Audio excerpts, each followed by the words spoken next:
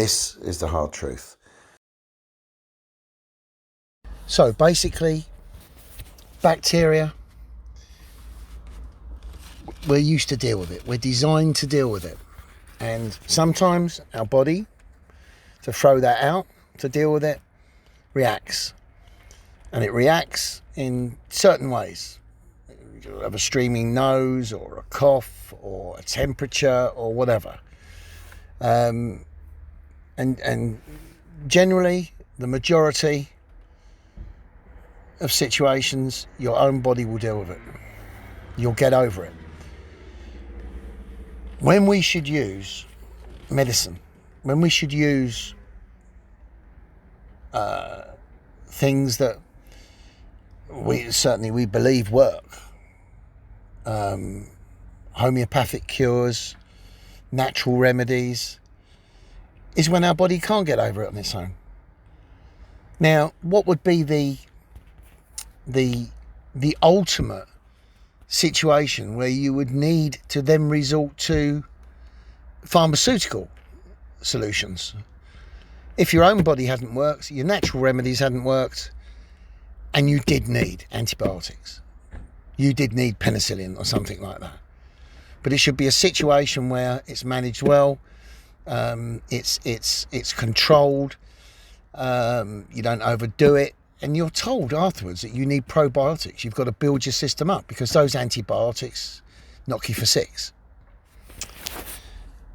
Don't forget as well, if you look at the royal family in the UK, all homeopathic, all fresh fruit and veg and meat, all on their own estates.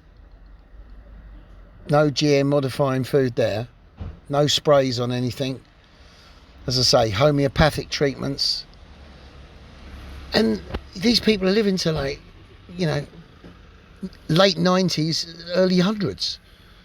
All of them. So you've got to look at this logically and think, well, I'll do what they're doing. Something the Queen done an awful lot of was loads of boiled eggs, apparently. She used to eat loads of boiled eggs. Of course, it's a fantastic source of protein. And it's a source of protein that can't be messed with. That's the beauty of it. Okay, to a certain degree, if that chicken's been fed on GM modified grains or something, could it affect the constitution, or the composition rather, of the egg, the yolk and everything? Well, I suppose to a certain degree. But I think it's minimal. So you've got to do that which your peers are doing. Because you can't have a situation where you live in a society where they eat cake and you eat bread.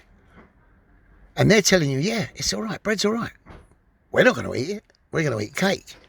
But you can eat bread because you're the peasants, you're the slaves. So we have to realise this. And stand up and say, no, we don't want that. That's what we want. And when they raise the price of something ridiculously, don't buy it. Buy something else. Vote with your pockets.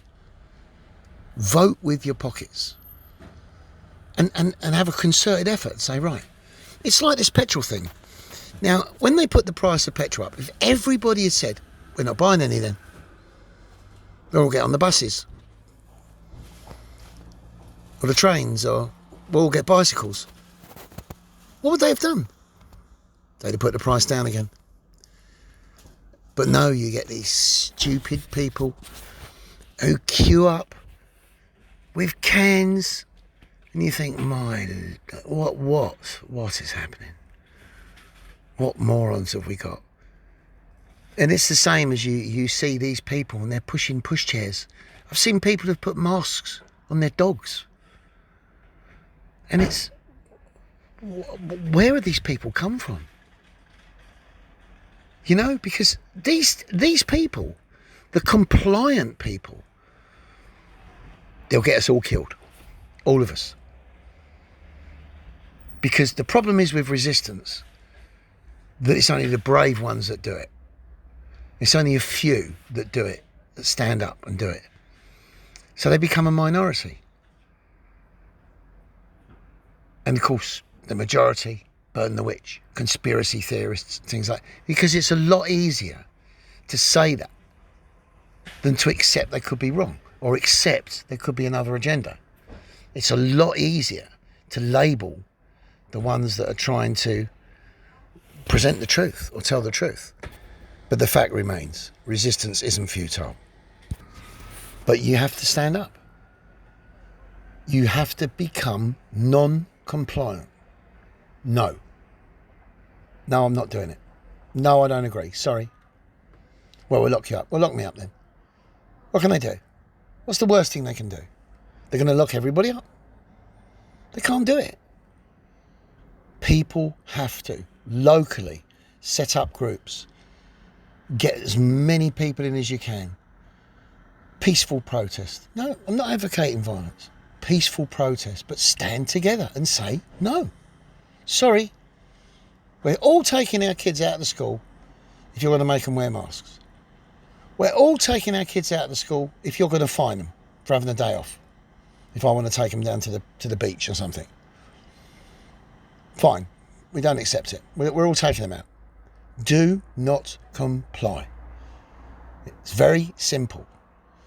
Okay? And if we do that, if we all do that, if we all stick together, they cannot do anything. Their whole agenda depends on compliance. Depends on people being frightened. Depends on people saying, oh, we better do that. What if they... That's what it depends on. Now, you can't teach everybody to be lions if they're lambs. When the majority of the Jews were sent to the death camps, don't think for 1 minute there wasn't Jews that got away. There was plenty that got away. The ones with money and the know, who got the nod, who saw the writing on the wall, they got out. It was mainly the normal folk that wound up on the trains, not the people with money or intelligence, in the main. Sad, but it's true. In 2019, China had a one child per household policy. 2 years later, they changed it. They said you're allowed to have 3. So don't think for 1 minute that won't come to other countries. It will. Don't think for 1 minute we aren't a slave race allowed to breed. Because that's what it is. However it's coated and sugar-pilled, that's what the reality is. They want the youngest, the fittest, the strongest. Look after the kids. Right? Look after the kids. After the Second World War, free milk, free orange in schools, because the race was too depleted. The stock after the Second World War was too depleted. They had to build it up again. Encourage everybody to have allotments and grow their own fruit and veg. Okay? They don't need to do that at the moment because there's too many people. So the reverse is true. So don't forget that. Don't blindly believe. Don't listen to what they tell you. Work it out for yourself. Look at the logic of the situation.